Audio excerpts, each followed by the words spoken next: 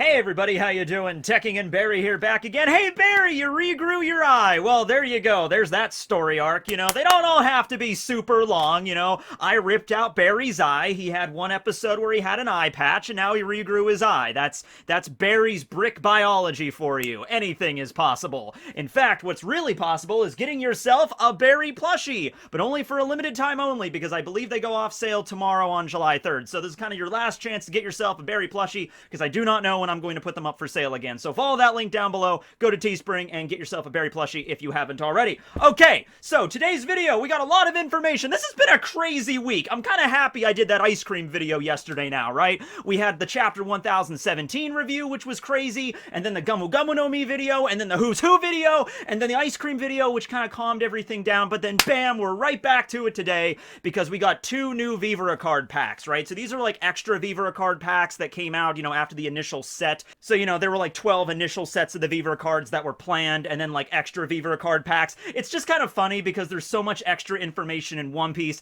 I think they decided to just do away with the regular traditional data books that are released every few years, and instead just do the Vivre card packs, okay? So whenever there's more information, like after Wano and we go to Elbaf or whatever, there'll probably be an Elbaf, pack of Vivre cards. That's probably what they'll just do from now on and release new binders and, collectible cards and all that kind of stuff, right? So, yeah, we had a little bit of new information last time, but these packs, these Wano packs that include stuff about the Scabbards and Odin, we got stuff about Marco, Roger's sword, Marco's bounty, the bounties of all of the top revolutionary commanders. Oh my god, it's just a lot of stuff to go into today. I think I've narrowed it down to the most important stuff. This is not a comprehensive list. You can go to the One Piece Reddit and check out like a whole list of everything that's found in these card packs, but for right now, let's just go through the most important stuff. Let's start with the thing I was the most excited for. A lot of people were excited for. You can see I have Yoru back here. Yes, fabulous Yoru. Mihawk lent it to me for just this one occasion. I have to get it back to him by 5 o'clock, so we're kind of on a time crunch here. We also have Murakumo Giri, who was, this was of course Whitebeard's mighty Naginata, that I guess I stole from his grave, so that's probably a concern. And we have over here, it's not a Saijo Owazamono, but we have the Nidai Katetsu, which is an Owazamono, and of course the big brother of this, the first Katetsu blade, the Shodai Katetsu, is a Saijo Owazamono, okay? So why am I showing you all of this stuff? Well, because we have a new sword entry into the Saijo Owazamono family, the 12 greatest supreme grade swords in all of One Piece, and that is, of course, Goldie Roger's sword. I think we could all assume that his sword would have been a Saijo. Like, if the King of the Pirates' personal sword is not a Saijo, I don't even know what's up from down anymore, right? Although, I guess it could have worked if it was revealed that, like, Roger's sword never had a rank to begin with, or it was like a cursed sword, because, Law, you think Law's Kikoku would have a rank, but no, it doesn't. It's just a cursed blade that has no rank. It's not even a Wazamono, right? But of course, it's Goldie Roger, so it has to have a name, and it has to have a rank. So it is a Saijo, and the name of Roger's sword is Ace. 3 letters, all capital, just Ace. And, yeah, that's a pretty cool name for a sword. I really can't think of anything else that really connects that sword back to any character in particular. Certainly not anything connected to Roger. I can't think anything that involves Roger that also involves the word ace. It was probably just a really cool word that Oda came up with, off the cuff. Like, Ace, that's a pretty cool name. So, yeah, there you go. Which character actually would be really cool if they had a sword named Ace? Ace. Porcus D. Ace, if you had a sword named Ace. Oh my god, wait a second. Okay, so... I'm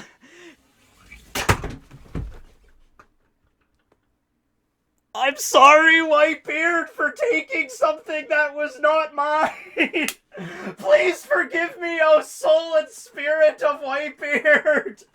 Do not smite me dead. Okay, so we're back from returning Murakumo Giri to its proper resting place because I do not want Edward Newgate's spirit to be angry with me, right? That is the last spirit you want to haunt you. Most ghosts are just like, woo, I'm a ghost, woo! Yeah, no. Whitebeard's spirit will send like a 12.0 seismic earthquake to just level your entire house, okay? So, that's not good. That's not good. Alright, so yeah. And I will return Mihawk's Yoru after this is over. Okay. But, yes, okay, so... I guess the question remains, did Roger name Ace after his sword, okay? Which I guess he would have had to, right? Okay, so it was stated by Porcus de Rouge, when we got the backstory with her, that the name Ace was a name Roger had chosen, okay? Because Roger was a criminal, he couldn't stay on the island with Rouge and, like, you know, with her being pregnant and then be there for Ace's birth, okay? And so when he got taken in by the Marines, when he turned himself in, and he asked Garp to go watch over his child, he told Garp, you know, where Rouge was and everything. You know, children are innocent, so you have to make sure that that kid is kept safe, okay? And so he told Rouge, you know, if it's a boy, I want his name to be Ace, and if it's a girl, I want her name to be Anne, okay? So Ace's proper birth name should have been Goldie Ace. But because Ace grew up to dislike Roger, he didn't really like his father very much, so he decided to take the name Porcus from his mother because it's like, okay, my mom's the one that held me in her womb for 20 months because of her love and what she did for me, and she ended up dying after giving birth to Ace, so he took the name Porcus de Ace. And so that's the situation there, okay? So here's the thing. With One Piece, with swords, every time we get a sword, it's like a name that has already existed, right? You know, like Zoro did not name any of his katanas, okay? When he got the Wado Ichimonji, it was already the Wado Ichimonji. Same thing with Shusui, Yubashiri, the Sandai Kitetsu, Enma, all that kind of stuff, right? They already have a name. So it begs the question, you know, like when Mihawk got Yoru, did he name it Yoru, or was it already named Yoru when he got it? Did Roger name his sword Ace and then rose it to the level of Saijo, and then that's why it became one of the 12 great swords in the world? By the way, we now know 1/3 of those. We know the Shodai Kitetsu, where we don't know where that one's at. It might be in the hands of one of the Gorosei members. We know Murakumo Giri, that was Whitebeard's Naginata. We know Yoru, and of course we know Roger's Ace now. So that's 1/3 of the Saijo. I would assume that Shanks's Griffin would also be a Saijo if there was anyone else out there that would have one. It would be his.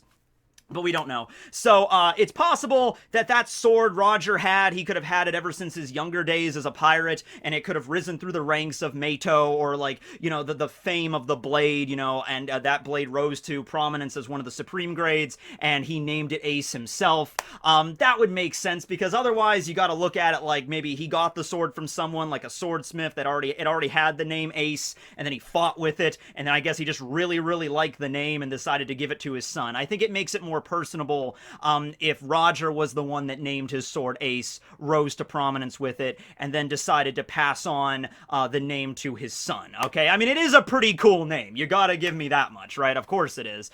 The question remains, of course, also, where is Ace right now? Like, not where is Porcus de Ace right now. He's... yeah, but, you know, where is Ace the sword? You know, did he give it over to Rayleigh? Did he leave it on the Oro Jackson? Did he take it with him? You know, I feel like he did not have it in his possession when he turned himself over to the Marines, because the Marines would have just taken it and probably put it up on their mantle or something. Maybe he could have handed it off to Garp, you know, because I assume Garp was the one that brought him in. I'm assuming he went up to Garp and just be like, hey, Garp, how you doing? Well, I guess it's time for me to turn myself into the Marines. And Garp's like, what? Is this a trick? What are you doing, Roger? And he's like, no, I've just had enough of the pirate game. You know, I became king of the pirates, Garp. What else is for me there to do? Nothing much, I'd say. Well, it's time to, you know, turn myself in. So I don't know if he gave him, you know, Ace and, like, hide it somewhere safe so the Marines don't get a hold of it, because they would have just, you know, they would have either of, they probably wouldn't have destroyed it, but they probably would have just given it to, like, one of the admirals or, like, a really high-ranking Marine, or just kept it in the Fleet Admiral's office, like Kong's office or something. Like, that's the sword of the Pirate King, Ace, back there, right? So I assume it's going to be relevant at some point, like where Goldie Roger's sword is, and who might wield it next. That's going to be extremely relevant, but we finally have a name for it, and that is Ace. The next big piece of information we get in this Vivre card pack is Marco the Phoenix is bounty. The Phoenix's is bounty. Okay. And I'll just come out and say it. It is 1,370,000,000 for Marco's bounty, which is higher than Queen's bounty, higher than Katakuri's bounty. We don't know the bounty of Blackbeard's second in command yet, like Shiryu or Burgess, you know, because Burgess commands the first fleet of the Titanic captains, so maybe Burgess would be like the second in command. But I like to think Shiryu is like the second strongest after Blackbeard himself. We don't know his new bounty yet.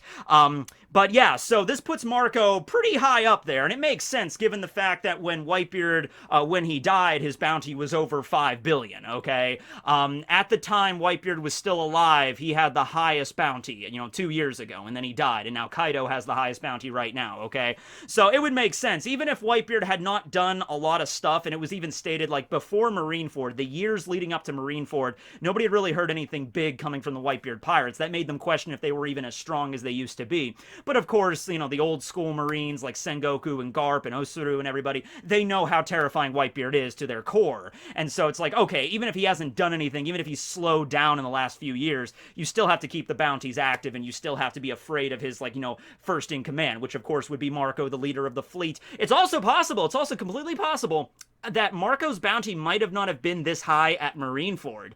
Let's say his bounty at Marineford was maybe like, I don't know, 900 million or something like that. Then after Marineford, Whitebeard died, Ace died, and then Marco effectively became the new commander of the Whitebeard pirates. And so they left, and for a whole year they were plotting their revenge against Blackbeard, and that eventually culminated at the Payback War, 1 year into the time skip.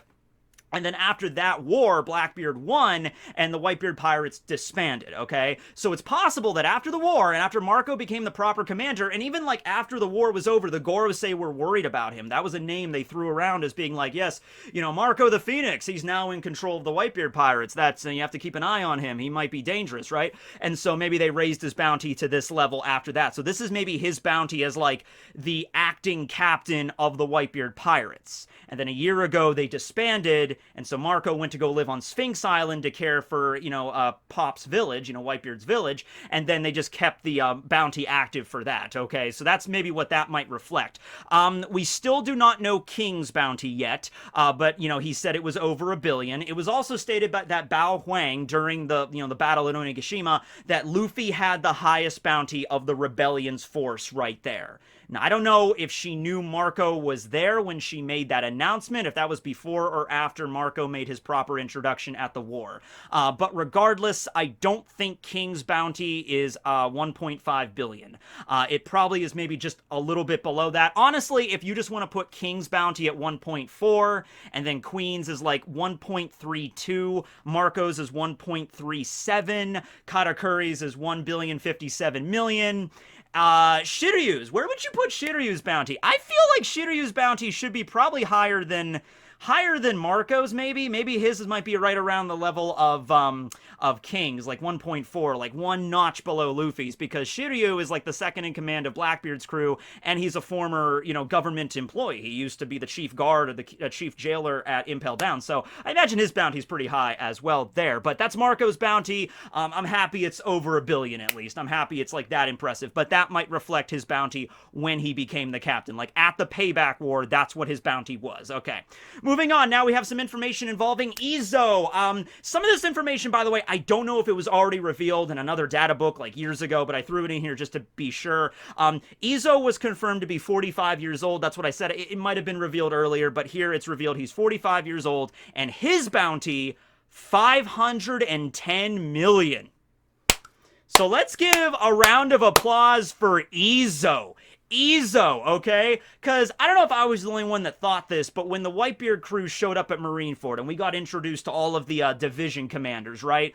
I probably wasn't the only one that thought, like, oh, okay, maybe the lower the number, like, you know, Division 1, 2, and 3, you know, led up by Marco, and then 2 was vacant, that was Ace's division, and 3 was Jozu. Those were the strongest members of the division commanders on Whitebeard's crew, and then the higher the number you got, all the way up to 16, that was the weakest. That doesn't make any sense, I guess, because this is a Yonko's crew. I'm sure Whitebeard would not organize his divisions like, okay, number 1, you're the strongest, number 16, you're the weakest. You're barely a division. That doesn't make any sense, right? All of the divisions had their areas of expertise. You know, Marco was like the medical division. Jozu had like the Vanguard division. The 5th division led by Vista was a swordsman division. You know, that makes a lot of sense. I imagine Izo's was like a marksman division, because Izo was an expert marksman and, you know, sniper and all that kind of stuff with his you know, pistols and everything like that.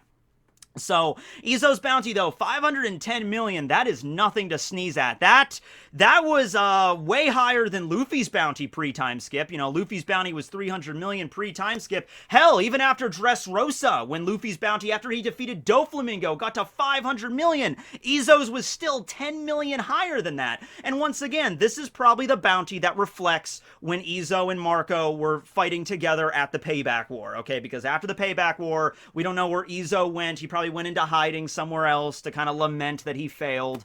But at that point, his bounty was 510 million. That is extremely impressive. Izo is very strong, and he was a division commander under Whitebeard's crew for many years, you know, over 20 years, ever since, well, no, actually closer to 30 years when they left with Odin and everything. So, yeah, impressive number.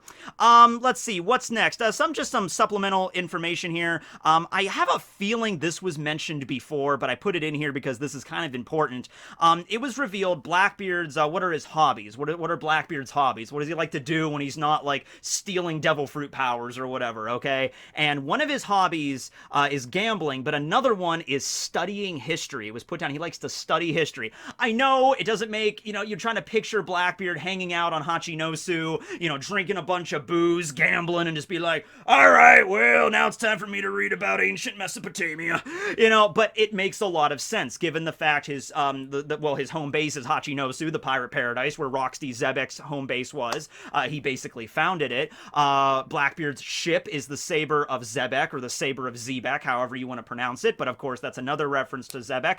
So obviously, him studying history, not like a straight-up archaeologist. I think it was also revealed in an SBS that if the worst generation had, like, jobs in our world, Blackbeard's would be an archaeologist, so there you go, take that whatever you will. He doesn't have the expertise that Robin does, or the other scholars from Ohara, or anything like that, but he probably collects as many history books as he can whenever he pillages islands, you know, make sure to save the history books, so he wants to learn all he can about the world, and the Void Century, and maybe the exploits of rocks and everything. It's also doubled down that Blackbeard, you know, he doesn't need to sleep, which might imply having more than one soul in his body, which is why he could maybe have more than one devil fruit. Nothing is expressly explained here, but it's just kind of, you know, mentioned again. He doesn't need to sleep. His ship is called Saber of Zebek, and he likes to study history. Oda's kind of giving us all the pieces to put them together here, right? Hyogoro, which I think I finally pronounced his name right. I've gotten into the habit of just saying Hyogoro because I thought there was an extra O in there, but Hyogoro is 70 years old. I think that was mentioned before, but I'll just throw it in here again in case I forgot. A little bit of information why Okiku likes to wear her mask. She has, like, the Oni mask that she puts on when she fights. It was, like, hiding her real self, or hiding the violence from her real self. It's implied that Kiku does not like to fight. She does not like bloodshed. She is a warrior. She is a true samurai. She can cut a bunch of people down and, you know, blood everywhere and everything like that. But the reason she puts on the mask is I like to think maybe she's crying under the mask. Like when she's slicing everybody down, she doesn't like to do that. She doesn't like the feeling of, you know, her blade cutting into people, blood everywhere. So that's why she dons the mask. Okay, so that was mentioned there. Okay, we got some more information with Raizo here. Finally, it was confirmed. Raizo has a devil fruit power. This was something for a long time that was very ambiguous. When Raizo was fighting against Kaido with the other members of the Scabbards, he was using his scroll no jutsus, or his maki no jutsu, right? And so he was like, you know, absorbed one of Kaido's Boro breath and like sealed it, and he just like, you know, Boro breath return, boom, and like the scroll came out. And the reason it was confusing was because in Wano, they don't really understand devil fruits, so they always call them some form of sorcery or some form of ninjutsu, okay? So the idea that Raizo said, you know, like, you know, scroll no jutsu, that does not instantly mean it's a devil fruit, but it follows the same naming schemes as devil fruits, but so do a lot of other kinds of ninjutsu, right? But no, here it was confirmed, Raizo, first off, he's 35 years old, so yeah, it was said that Raizo looks old no matter what, but yeah, he's only 35. He would be 55 if it wasn't for the time jump, but he's 35, and he has the power of the Maki no Mi, the scroll fruit, so, you know, he absorbs attacks with the scrolls, he can seal them and release them, I guess, whenever he wants. Very similar to, like, well, Naruto, obviously, is the reference, but like the moment in Naruto when Jiraiya was dealing with Itachi and Kasame, Itachi uses the Amaterasu, and then Jiraiya uses the scroll to, like, seal the fire inside of the scroll, you know, and so basically, yeah, think of that when it comes to Raizo's ability. what are the limits? Can he store like living people inside the scrolls? Or are they like capsules from Dragon Ball or something? I do not know. But that's certainly something that we can, look into later. But he does have a devil fruit power, so keep that in mind. Kanjuro's devil fruit. We finally found out the name of that. It is the Fude no Mi, or the brush fruit. I was thinking brush fruit or ink fruit, one of the two. But brush fruit makes a lot of sense. We've even seen it before. We saw Orochi give it to Kanjuro in the backstory when Kanjuro was like all in silhouette and everything. And so, yeah, that's what it looks like. And we all know what Kanjuro's ability is. I've definitely done a video about that before, where he can draw stuff with his paintbrush, or I guess anything. He can even use his own hair, maybe even take some of his blood. It's like Death Note rules. Anything that's legible that you can write with, he can activate his power and, summon it into the real world, okay, as a living thing. So that's Kanjuro's devil fruit. I don't know if this was confirmed yet, but Denjiro's age is 47. There you go. And now we get to the last thing, which is the bounties and ages of all of the Revolutionary Army commanders. Also, the most we get information from is actually Lindbergh. Oda provided extra information on Lindbergh for whatever reason, so I guess we'll just start with him. Lindbergh is confirmed to be a cat mink. I think a lot of people kind of already assume that, given the fact he looks exactly like a humanoid cat, so cat mink. But you can never be too sure in One Piece. I mean, he might have literally just had, like, the cat fruit, model tabby, or whatever. I don't know cat breeds or anything like that. I don't know what Lindbergh really resembles. But anyway, yeah, it's confirmed he is a cat mink. He's the inventor of the Revolutionary Army commanders. He was the most recent one to join the commander status, so he was the most recently promoted. He's their inventor.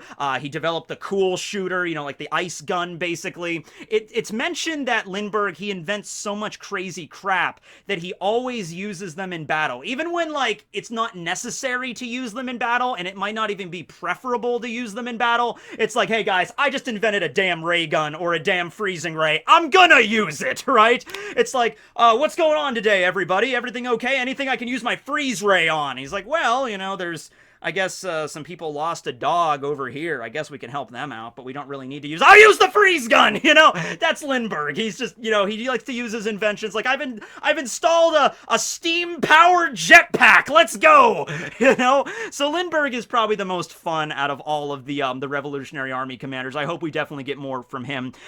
He's 37 years old, and his bounty is 314 million, okay? Keep this in mind that Sabo, the second in command of the Revolutionary Army, was 602 million. Now, that might have gone up since then because he has the Mera no Mi now, and we don't even know what's up with Sabo. Apparently, he was, like, captured and or killed. It was revealed in the paper. We still don't know what that whole story was about. But, yeah, Lindbergh's bounty, 314 million. Then we have Karasu, who was 47. Unfortunately, we still did not get anything revolving around Karasu's devil fruit, whether it's a Logia that allows him to turn into crows, or a weird special zone that allows him to turn into not a flock, a murder of crows, or maybe some kind of paramecia that allows him to turn into crows. I don't know, but he is 47, and his bounty is 400 million, okay? So the Revolutionary Army commanders, I mean, like, yeah, we've been getting into, like, the billion-plus bounties as of late, but you gotta understand, what the world government probably concerns the most about is Dragon, because he's the most wanted man in the world,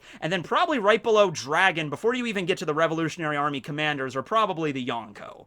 Dragon is a big concern, then the Yonko, then the Yonko commanders, and then maybe you'll start getting into the Revolutionary commanders, because they're typically not all working together as one unit. Them coming together now at Marijois to, declare war on the Celestial Dragons, that's a rare occurrence. That usually isn't a thing that they do. They're usually in their individual parts of the world, Morley in the west, Bello Betty in the east, Karasu in the north, and Lindbergh in the south, running their own, divisions of the Revolutionary Army. So, I don't know, maybe them all coming together and declaring war against the world government directly, that might boost their bounties a bit. Maybe Dragon and Sabo's as well, if Dragon can go any higher, because it's implied Dragon has the highest bounty in the entire world, which would probably be at least, 6 billion at minimal, probably maybe closer to 10, who knows.